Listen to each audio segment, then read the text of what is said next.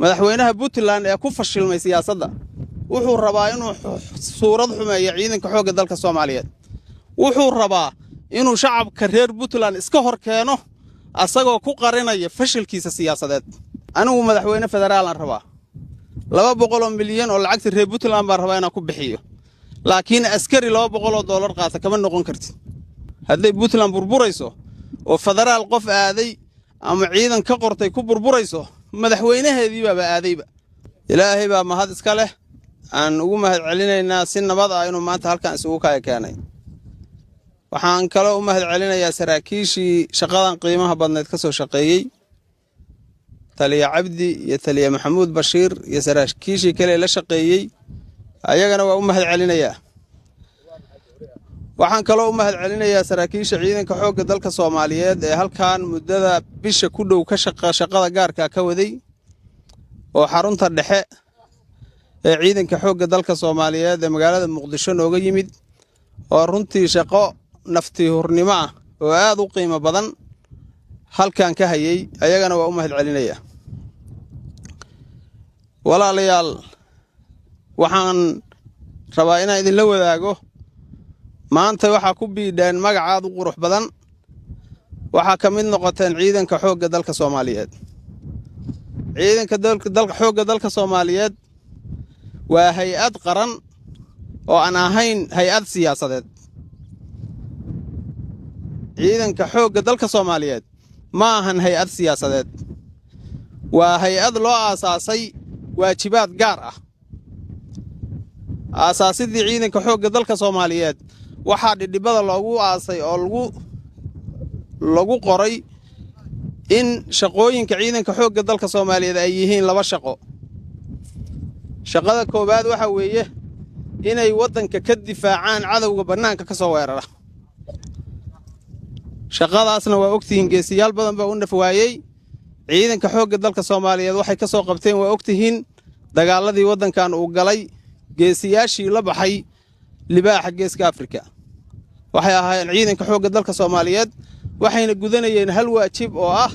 waajibaadkooda kamid ah oo ah inay difaacaan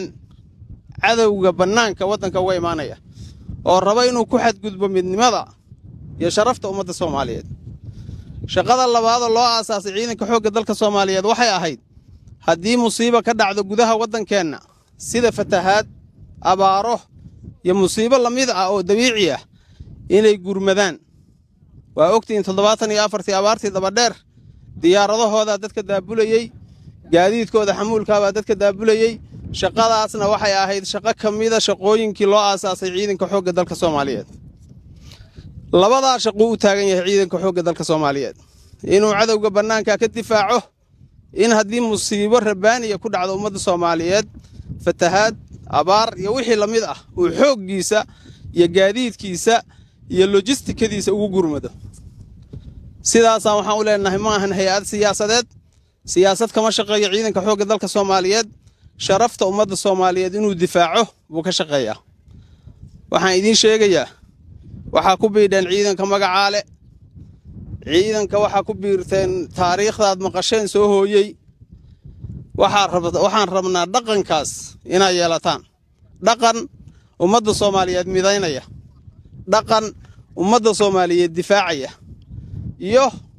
inaad ogaataan shaqooyinkii ciidankan loo aasaasay midaas waxaan leeyahay kelmadeyda koobaad waxaan rabaa inaan idin yiraahdo aad iyo aad bay farxad noogu tahay in gobolka Mudug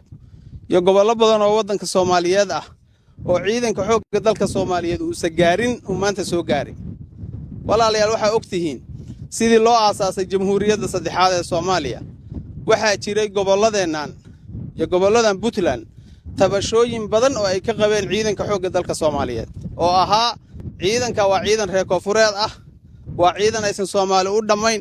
waa ciidan aan isku dhafnayn maantay waxa laga gudbay talaabadaas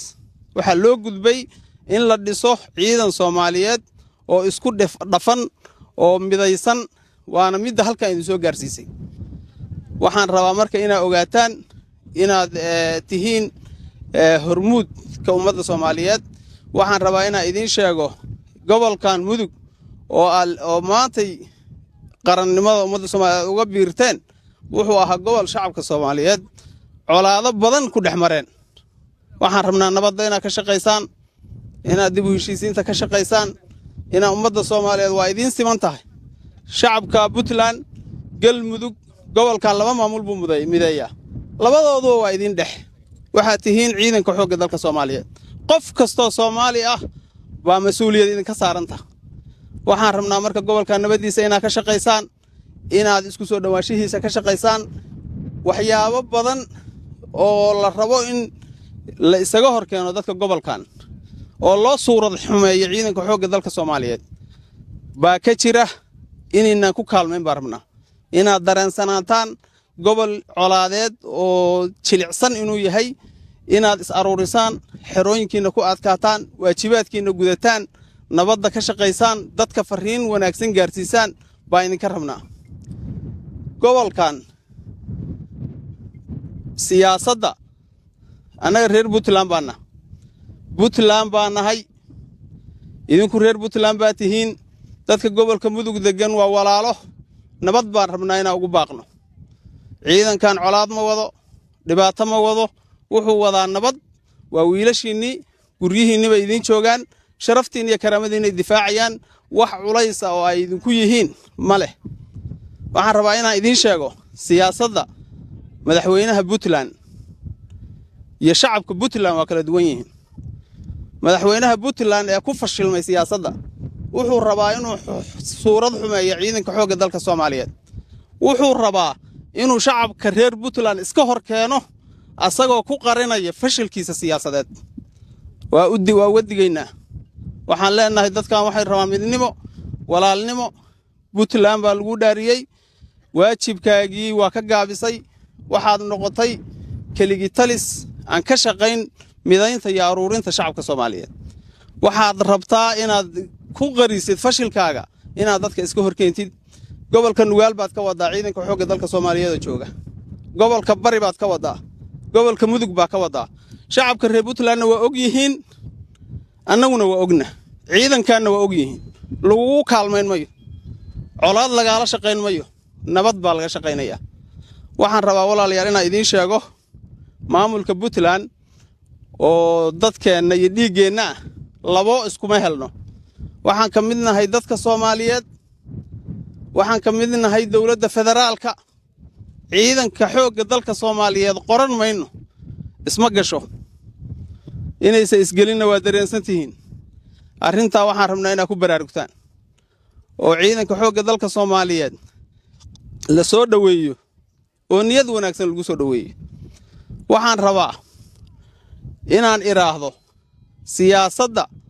madaxweyne Siciid ee oranaysa anigu madaxweyne federaal aan rabaa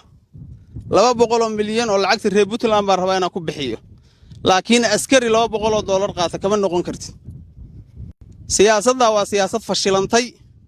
federaalku hadduu xun yahay adaa ka joogi lahaa madaxweyne adaa dayn lahaa adaa Puntland oo lagu dhaariyay oo dadka sharafta badan ah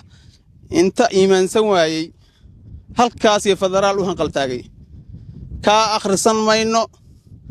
haddeeraad rabtaa inaad aruurisid wixii shacabka reer Puntland lahaayeen oo xamar alla aadid oo aad madaxweyne ku noqotid waxaad rabtaa inaad haddana naga dhaadhicisid ciidanka dalka xoogga dalka Soomaaliyeed in la qorto oo federaalka waxay keenaysaa in la burburiyo Puntland hadday Puntland burburayso oo federaal qof aaday ama ciidan ka qortay ku burburayso madaxweynaheedii baa aadayba marka siyaasadda waa siyaasad dhimatay waxa weeye wax ay saameyn ku leedahay malahan ciidankan waa ciidankii xoogga dalka Soomaaliyeed waxaan rabnaa gobolka nabadiisu ka shaqaynayaa wanaagu ka shaqaynayaa shacabka reer Puntland ee gobolka Mudug ku nool waxaan u sheegayaa ciidankan ha sharaysanina waa wiilashiinii ha sharaysanina wanaag iyo gobonnimo iyo sharaf waxaan ahayn kala kulmaysaan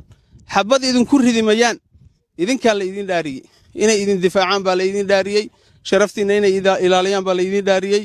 marka waxaan rabnaa inaa iimaansataan oo soo dhaweysaan oo siyaasadda guracan oo madaxweynaha Puntland oo shalayna federaal aaday maantana u socda uu rabo inuu ku siyaasadeeyo dadkan inaa ka digtoonaataan waxaan ku soo gabagabeynayaa gobolka Mudug dadka degan annaga xamar baan joognaa waa ku khasbannahay wixii xamar lagu qaybsanaya inaan dadkeenna u keenno waajib bay nugu tahay ciidankan gobolka mudug baa hadda ugu dambeeyey gobollada bari iyo nugaal baa naga horreeyey ayaga keliya maahan wax kastaan u dambaynaa mashaariicdii gobolkan lahaabaa taagan mashaariicdii gobolkan lahaabaa dad u dooda la waayey ayadana waxaa keenay siyaasiyiin matala oo awood leh ma leh siyaasiyiin bac lagu rito oo garow inta lagaga rito idinkana aan idiin imaan baa idin matala waxaan rabnaa inaad maantay ogaataan Soomaali way diiday ummadda Soomaaliyeed way diiday doorashadii foolxumada ahayd ee 2022 waddanka ka dhacday way diiday dawladda Soomaaliyeed baa diiday madasha mucaaradka diiday gaala diiday muslim baa diiday foolxumay ahayd taariikhda ummadda Soomaaliyeed soo madhay halka gal malxiiska hayso xildhibaan soo noqdo ceeb bay ahayd way dhamaatay xildhibaanadii mudug bay imaanayaan halkaana imaanayaan dadka reer mudug ba ka talin doona markaas waxa doorataan dad mashaariicda idinka maqan iyo shaqooyinka idinka maqan oo xamar yaala idinkugu dooda dadkaas doorta dad badan oo siyaasiyiin ah oo wili u qaba in doorashadii 2022 la dhacayso oo garowe dhooban oo meeshay dadkooda bari lahaayeen dad kala baryaya waxaan u sheegaynaa waxa way dhamaadeen ummadda Soomaaliyeed baa diiday dawlad shacab siyaasi aqoon-yahan giddi waa diideen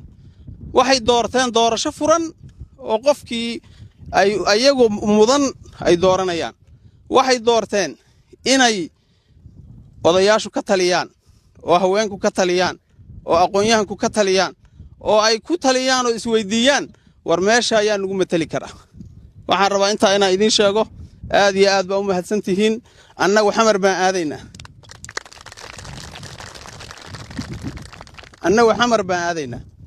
xuquuqdiina inaa heshaan baa ka shaqaynaynaa xuquuq kasta oo ciidan lahaa inaa heshaan si sharaf la ku heshaan baan ka shaqaynaynaa insha Allah tacaala waxaan ka fariintiina gaarsiinaynaa oo ay maanta gaaraysaa madaxda qaranka gaaraysaa ciidanka xoogga dalka Soomaaliyeed iyo talisiyadeeda gaaraysaa annaguna waa ka daba tagaynaa idinkana waxaan idinka rabnaa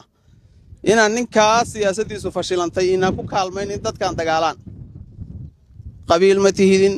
qoys ma tihidin qaran Soomaaliyeed baa tihin siyaasadiisa fashilantay wuu naga tagi doonaa ummadda Soomaaliyeed annagu ma diidanin Puntland laakiin haddaan nahay siyaasiyiinta reer Puntland waxa diidanahay siyaasadda gurracan ee siciidani ee qaraabakiilka ku salaysan waa ogtihiin geesiyaashii calmiskaad ka soo diriray oo ciidankiina ka tirsanaa oo qaarkood shahiiday oo calmiskaad ku shahiiday saraakiishii ka soo hadhay garow way joogaan wuxuu dalacsiinayeen kuma jirin wuxuu xil u magacaabayeen kuma jirin waxaan leenahay ciidankan ha u soo hanqaltaagin kuwa gurigaaga jooga oo bilaa dalacsiinta kuwa bilaa xuquuqda ay qaraabakiishay oo kala reebtay kuwaas waxay ka mudan yihiin si aad iyo aad baa u mahadsantihiin waa ku faraxsanahay inaan idin nimaano sharaf iyo karaamo waan ku dareemaynaa waxaad tihiin rag rabbi leh oo rag leh siyaasiyiin ah oo dhaqan leh oo ganacsato leh oo dawlad Soomaaliyeed leh sababa awal washaan ma jiraan insha Allah tacaala taasaana ka shaqayn doonaa waa isku soo laalaaban doonaa mas'uuliyiin badan oo dawladda ka tirsan baa imaan doonta halkaana idinkugu imaan doonaan idinkana waxaan rabnaa intii hawshaa socoto oo maanta waxa weeye laga bilaabo wixii hore inaa wax ka bedeshaan qofkii xabad idinku ridi maysaan shacabkiinii weeye waxa weeye inaa iskontarooshaan inaa isxadidaan intaasaan idin dardaarmaynaa Puntland baan rabnaa inaad difaacno ummadda Soomaaliyeed baan rabnaa inaad difaacno aad iyo aad baa u mahadsantihiin salaamu calaykum waraxmatullaahi